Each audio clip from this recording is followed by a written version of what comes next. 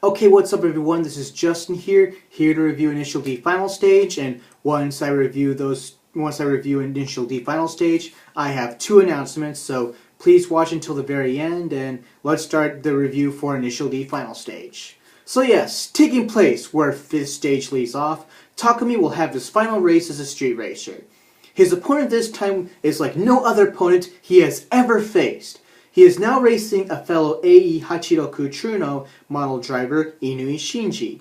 Not only that, he happens to be younger than Takumi, who usually tends to be the youngest in the racing social circles. Also, the differences between their cars is that Takumi is the hatchback model, while Shinji has the sedan model. And as the race progresses, we also learn about Shinji and his background, and many characters return to see if Project D can become the greatest street racing team ever in Japan.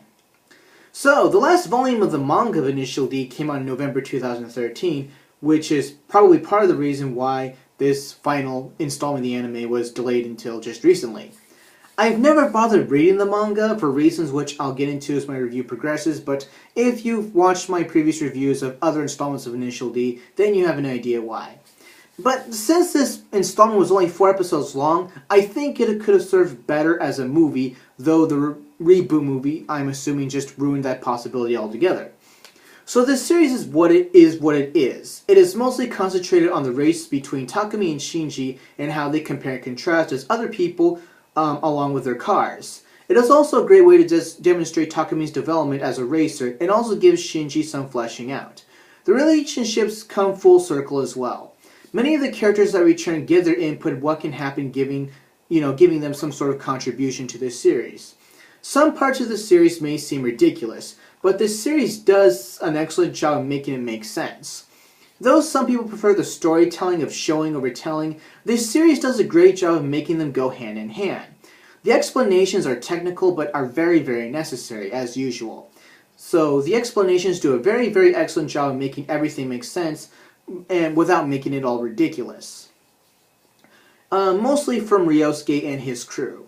The series does an effective job on how Takumi and Shinji's Hachiroku models are different and are effective in rally racing with the sedan model, and within circuit racing the hatchback model.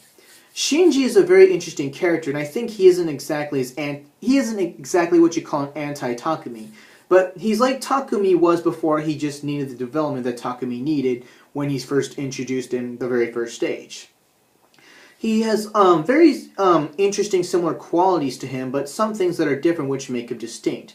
Granted, it is very focused on the race. A lot is given, and the series comes full circle in its own way, but can be open to a potential sequel.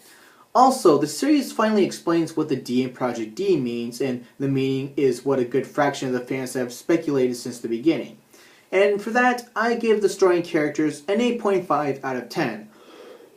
Sorry, I just need to drink something afterwards. The quality of the CG of the races and the resolution and the design is unchanged from 5th stage. I pretty much call this series the last 4 episodes of 5th stage anyway. Ryosuke's hair is still long and a little shaggy, which is my only issue. The solo race is very long paced, but also shows the patience and concentration necessary to do all this. It's nighttime, the weather could change, and there could potentially be oncoming traffic. And as the series progresses, the series does have an increased sense of danger factor, which I thought was the most underused quality needed to make this series complete. Takumi uses many of the techniques he's been developing since 4th stage, and they developed the line attack that he was trying to learn since the end of 4th stage to some degree. The drifting is pretty cool, and the techniques and the performances of the cars are very believable when it is explained. The way it ends is pretty exciting and ballsy. It will seem ridiculous the first time, but they do find a perfect way to explain how it ends the way it does. So I leave the art and animation at an 8.75 out of 10. Well, anything I can say about the music has already been said in previous reviews of Initial D with the exception of the reboot. The Eurobeat tracks and move makes up most of the reasons why I love this anime and why I got into it. It is a crazy reason why I don't read the manga, because the music just isn't there naturally.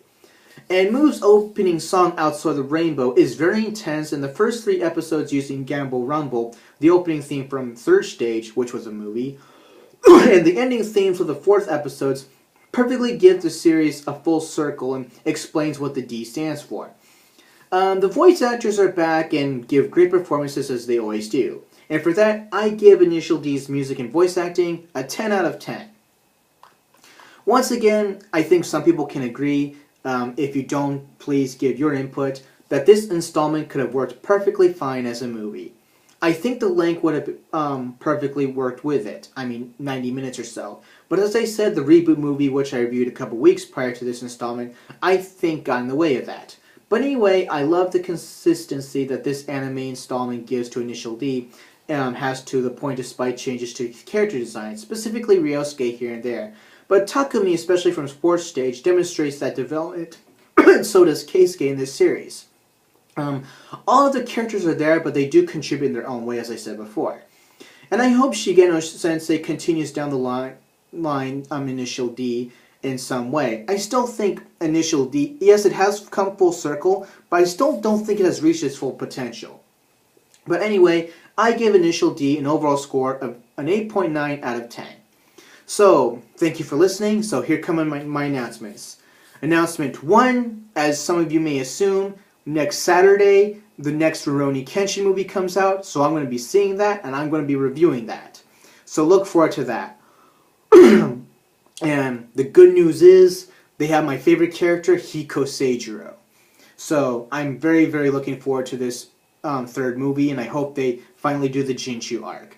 And if not, I don't know why they don't adapt that, and like whoever makes these decisions that they shouldn't do that, they're fucking stupid.